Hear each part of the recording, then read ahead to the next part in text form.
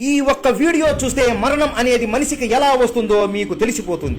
ఒక రోజు మహావిష్ణువు శివుడిని కలవడానికి గరుడ మీద కైలాసానికి వెళతాడు. విష్ణువు గరుడతో నువ్వు ఇక్కడే ద్వారం దగ్గరే ఉండు, శివుడు ధ్యానంలో ఉన్నాడు, నేను అలా వెళ్లి ఇలా పని పూర్తి చేసుకుని వస్తాను అని చెబుతాడు. గరుడ ద్వారం దగ్గర కూర్చొని ఉండగా అక్కడే యమధర్మరాజు కూర్చొని అతని ముందు ఉన్న పక్షిని కదలకుండా కళ్ళు తిప్పకుండా ఆ పక్షినే చూస్తూనే ఉంటాడు. అమ్మో, ఈ యముడు పక్షిని కూడా వదలడం లేదా, పాపం ఈ పక్షిని యముడు చంపేస్తాడు ఏమోనని భయపడి దాన్ని కాపాడాలి అని అనుకుంటుంది. గట్టిగా యమా అని పిలుస్తాడు. యముడు పక్కకి తిరిగి చూసే లోపు గరుడ ఆ పక్షిని తీసుకొని వాయు వేగంతో ఒక అడవిలో ఒక చెట్టు మీద వదిలేసి మళ్లీ ద్వారం ముందు కూర్చుంటాడు. యముడు ఆ పక్షి ఏమైపోయిందా అని ఆశ్చర్యపోతాడు. ఏమైంది యమధర్మరాజా, అలా ఆశ్చర్యపోయావు అని అడగగా దానికి యముడు చెప్పిన సమాధానానికి గరుడని ఆశ్చర్యపోయేలా చేసింది. ఆ పక్షి తలరాత ఈ రోజుతో ముగిసిపోయింది, దాన్ని ఒక పాము మింగేస్తుంది అని ఉంది. అస్సలు కైలాసంలో ఉన్న ఈ పక్షిని ఎక్కడో అడవిలో ఉన్న పాము ఎలా చంపుతుందో చూద్దాం అని